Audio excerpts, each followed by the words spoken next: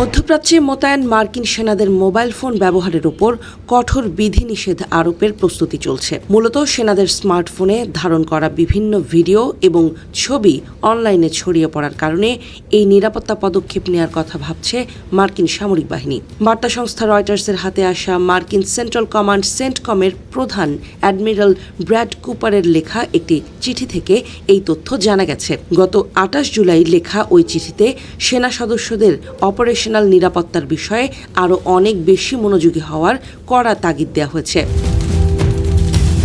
চিঠিতে বলা হয়েছে, সংবাদ মাধ্যম বা সামাজিক যোগাযোগ মাধ্যমে সেনাদের ধারণ করা ভিডিও ও ছবি প্রকাশের ফলে ইরান তাৎক্ষণিকভাবে বুঝতে পারছে তাদের হামলা কতটা সফল বা ব্যর্থ হয়েছে। মেটার ক্যামেরাযুক্ত স্মার্ট গ্লাস দিয়ে জর্ডানের মুওয়াফাক সালতি বিমান ঘাঁটিতে ইরানের হামলার সময় এক সেনার আশ্রয় নেয়ার ভিডিও ইনস্টাগ্রামে পোস্ট করার প্রসঙ্গটিও চিঠিতে বিশেষভাবে উল্লেখ করা হয়েছে।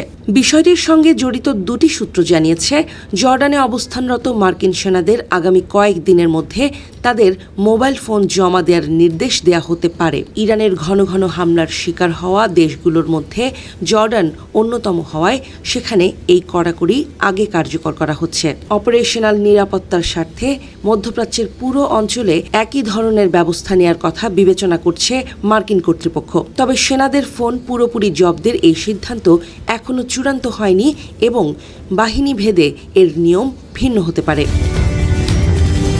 সেনাদের মোবাইল ফোন জব্দ হতে পারে এমন খবর ছড়িয়ে পড়ার পর থেকেই ওই অঞ্চলে মোতায়েন মার্কিন সেনা সদস্যদের পরিবারের মধ্যে নতুন করে উদ্বেগ তৈরি হয়েছে। এমনিতেই গত কয়েক মাস ধরে মধ্যপ্রাচ্যের বিভিন্ন মার্কিন ঘাঁটিতে প্রাণঘাতী হামলা চালিয়ে আসছে ইরান, যা পরিবারগুলোর উৎকণ্ঠা বহুগুণ বাড়িয়ে দিয়েছে। গত ২৮ ফেব্রুয়ারি যুক্তরাষ্ট্র ও ইসরায়েল যৌথভাবে ইরানে আগ্রাসন শুরু করার পর থেকে এই পর্যন্ত ১৮ জন মার্কিন সেনা নিহত এবং ৬ শতাধিক সেনা আহত হয়েছেন। এই রক্তক্ষয়ী সংঘাতে এত বড় পরিসরে হতাহতের ঘটনা ঘটায় মার্কিন নাগরিকদের মধ্যে সরকারের যুদ্ধনীতি নিয়ে উদ্বেগ ও প্রশ্ন দিন দিন বেড়েই চলেছে। ডেমোক্রেট আইন প্রণেতারাও যুদ্ধ সম্পর্কিত আরও স্বচ্ছ তথ্য প্রকাশের জোরালো দাবি জানিয়ে আসছেন।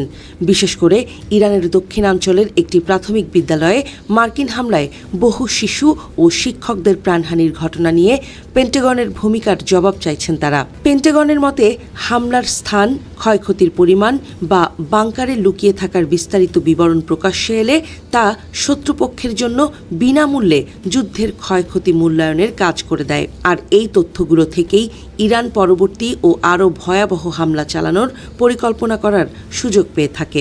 যুদ্ধক্ষেত্রের গোপনীয়তা রক্ষা এবং সেনা সদস্যদের জীবন ঝুঁকিমুক্ত রাখতে মার্কিন সামরিক বাহিনী এখন তথ্য নিয়ন্ত্রণে কঠোর অবস্থান নিয়েছে। উদ্ভূত পরিস্থিতিতে মধ্যপ্রাচ্যে অবস্থানরত মার্কিন সেনাদের দৈনন্দিন যোগাযোগ ও ব্যক্তিগত স্বাধীনতায় বড় ধরনের পরিবর্তন আসতে চলেছে।